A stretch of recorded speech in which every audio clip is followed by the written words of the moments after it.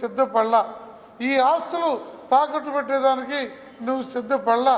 ఇవాళ అవ్వ సీతారామారావు, అవ్వ వెంకటరామారావు ఆ కుటుంబ రక్షణ కోసం చూస్తున్నావు తప్ప ఆ రోజు 70 లక్షల ఓట్లు వేయించుకున్నావు.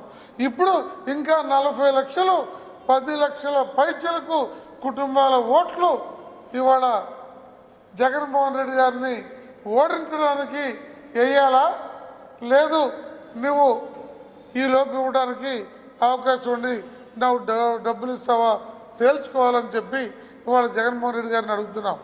అలాగే చంద్రబాబు నాయుడు గారు మీరు గవర్నమెంట్లో ఉన్నప్పుడు ఆస్తులు అటాచ్మెంట్ చేశారు, మాకెన్నో హామీలు ఇచ్చారు. చనిపోయిన 142 మందికి 5 లక్షల ఎక్స్‌గ్రేషియా ఇచ్చారు. దానికి ఏమాత్రము పోలీస్ ఎఫ్ఐఆర్ లేదు, పోస్ట్మార్టం రిపోర్ట్ లేదు. కానీ ఈ రోజుకి చంద్రబాబు నాయుడు గారు ఇన్ని జరిగే ప్రజాగళం మీటింగులో కానీ ఇతర మీటింగుల్లో కానీ నోరు తెరిచి మాట్లాడలేదు. అగ్రిగోల్డ్ బాధితులకి మేము ఇచ్చేస్తామని చెప్పి 2017 మార్చి 31న పవన్ కళ్యాణ్ గారు వస్తామంటే విజయవాడ కళాక్షేత్రంలో మీటింగ్ పెట్టాం. 7 ఏళ్ళు అయింది. రేపు మా ప్రతినిధులు ఉగాది సందర్భంగా పిఠాపురంలో పవన్ కళ్యాణ్ గారిని కలుస్తారు.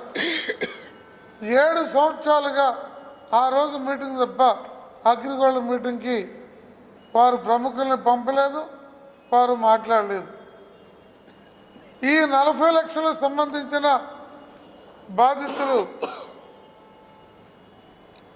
తెలుగుదేశం జనసేన తోడ్పడతారని ఉన్నారు. లోకేష్ గారు ముఖ్యమంత్రి గారికి లేఖ రాశారు. మేము స్వయంగా వారిని కలిసి ఈ విషయాలన్నీ కూడా చెప్పాం. 8 మాసాల నాడు చంద్రబాబు నాయుడు గారిని కూడా కలిసి రిప్రజెంటేషన్ ఇచ్చాం. ఇప్పుడు ఇది తగిన సమయం. వారి మేనిఫెస్టోలో ఈ అగ్రిగోల్డ్ బాధితుల పక్షాన పూర్తి బాధ్యత తీసుకొని వారి ప్రభుత్వం చేపట్టిన వెంటనే ఒక స్పెషల్ పర్పస్ వెహికల్ వేసి ఈ బాధితుల సకల సమస్యల్ని జిల్లాల వారీగా మీటింగులు పెట్టి వారి వినతులు స్వీకరించి న్యాయం చేయాలి. అలాగే ఈ చనిపోయిన బాధితులకి జగన్మోహన్ రెడ్డి గారు 10 లక్షలు పూల్లో పెట్టి పంపుతానని చెప్పి మోసగించిన వ్యక్తిగా ఈరోజు మిగిలిపోయి ఉన్నారు. ఈ ఎక్స్‌గ్రేషియా ఇవ్వటం మొత్తం బాధితులకి ఒక నియమిత కాలంతో ముందుకు వస్తే ఎవరు వస్తే వారికి వేయాలని అనుకుంటున్నారు. అలాగే సిపిఐ సిపిఎం ఆది నుండి ఈ ఉద్యమంలో భాగంగా ఉన్నాయి.